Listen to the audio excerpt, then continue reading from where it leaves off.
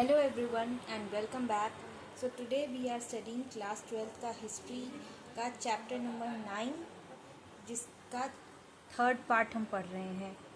तो पिछले दो पार्ट्स में हमने कोल्ड वॉर के बारे में पढ़ा था कि कोल्ड वॉर स्टार्ट कैसे हुआ, बिगनिंग कैसे हुई एंड टिल द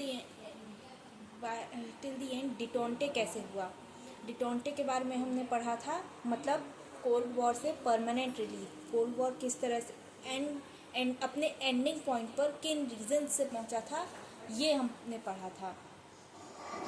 अब हम पढ़ेंगे the breakup of USSR and changes in eastern Europe. तो इसमें हम पढ़ेंगे, सबसे पहले यूएसएसआर का देखते हैं। तो यूएसएसआर की हिस्ट्री क्या है? यूएसएसआर या रशिया की हिस्ट्री का क्या है कि फर्स्ट वर्ल्ड वॉर के टाइम पे रशिया में भी एक वॉर हुआ था, एक रेवोल्यूशन हुआ था, बोल्शेविक रेवोल्यूशन 1917 में, जिसे कि लीड किया था लेनिन ने। अब इसके बाद क्या हुआ कि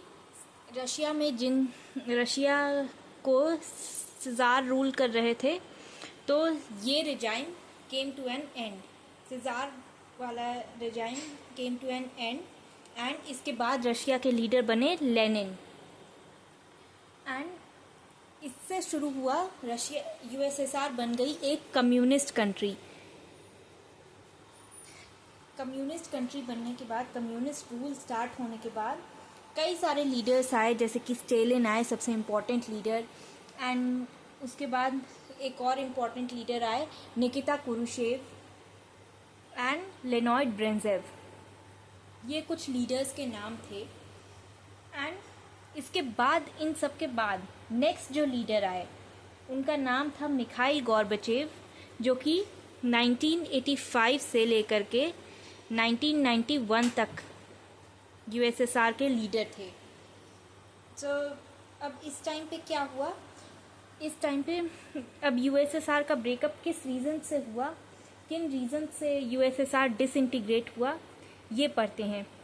तो जब मिखाइल गोर्बाचेव आए तो उन्होंने काफ़ी काम किया towards the development of USSR.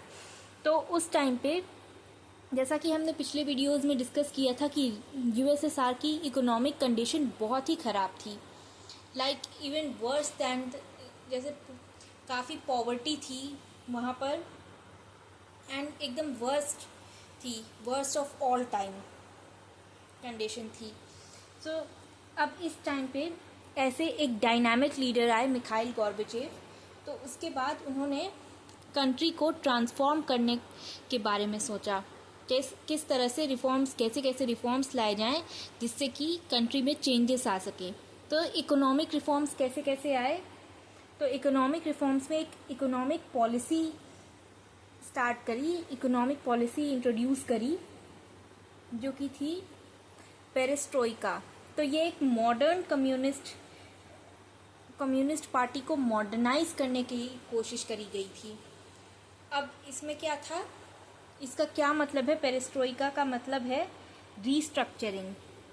अब इसमें क्या हुआ कि इकोनॉमिक जो मार्केट था, रशियन यूएसएसआर का जो मार्केट था, उसे रीस्ट्रक्चर किया गया, उसे एक तरह से उसमें बड़ा चेंज आया।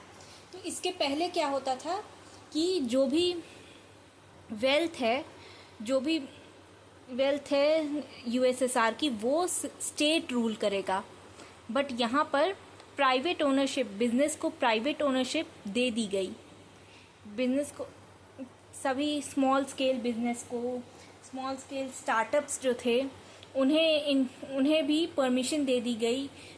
बिजनेस की प्राइवेट ओनरशिप मिली लोगों को। पहले गवर्नमेंट ओन था, हमेशा गवर्नमेंट ओन था, उसके बाद प्राइवेट ओनरशिप इंट्रोड्यूस करी गई। तो अभी भी गवर्नमेंट ओनरशिप अभी भी थी, बट कुछ लोगों को ऐसी परमिशन मिल गई कि वो अपना प्राइवेट बिजनेस स्टार्ट कर सकते हैं, प्राइवेट बिजनेस लीड कर सकते हैं। एग्रीकल्चरल सेक्टर में कुछ चेंजेस लाए गए,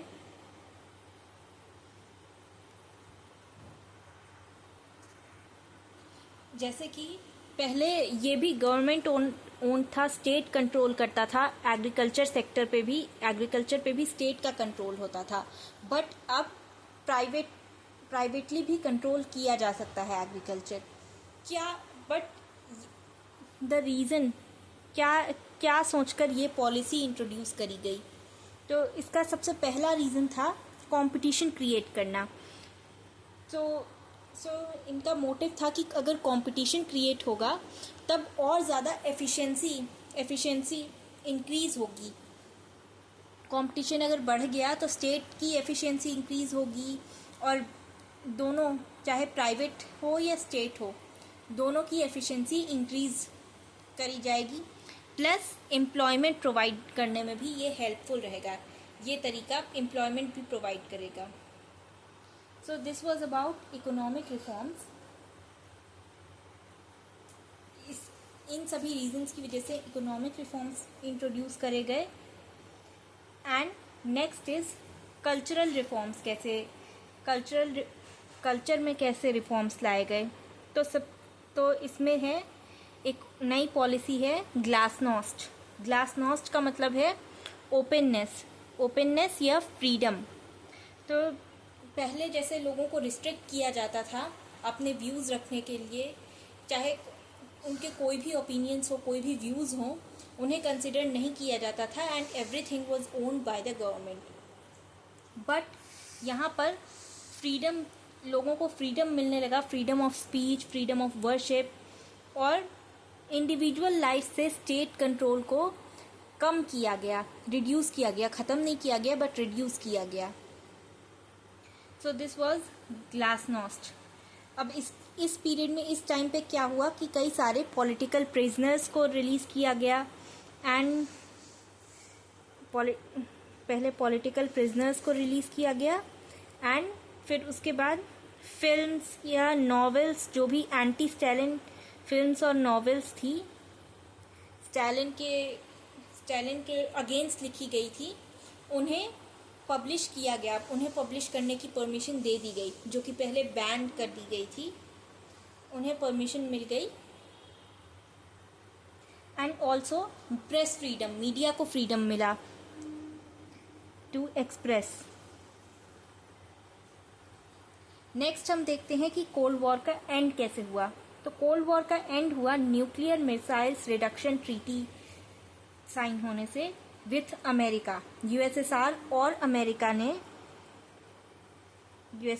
और यूएसए ने ये ट्रीटी साइन करी।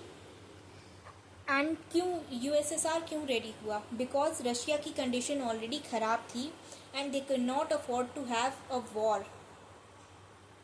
आर्म्स रेस पे काफ़ी ज़्यादा स्पेंड किया था रशिया ने, एंड इकोनॉमी काफ़ी डाउनफॉल में जा रही थी। तो इस वजह से they agreed to sign the treaty. So this was the official end of cold war. Now talking about the political changes. तो सबसे पहले गोर्बाचेव ने पॉलिटिकली क्या चेंजेस करे कि वार्सो पैक्ट कंट्री से कंट्रोल विड्रॉ कर लिया, कि अब वार्सो पैक्ट की जो भी कंट्रीज़ हैं उस पर रशिया का कंट्रोल नहीं रहेगा। पहले क्या होता था कि मॉस्को से everything was control from Moscow, but अब ऐसा कुछ नहीं होगा। They were given the freedom to control, मतलब सारी गवर्नमेंट्स को अपनी गवर्नमेंट कंट्रोल खुद करेगी।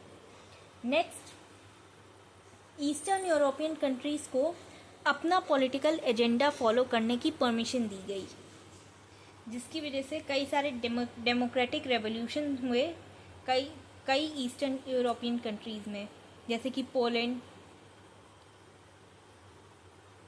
अब नेक्स्ट जो टॉपिक हमारा होगा वो होगा ऑगस्ट कूप ऑफ 1991, जो कि हम अगली वीडियो में पढ़ेंगे। आई होप आपको ये वीडियो क्लियर हो।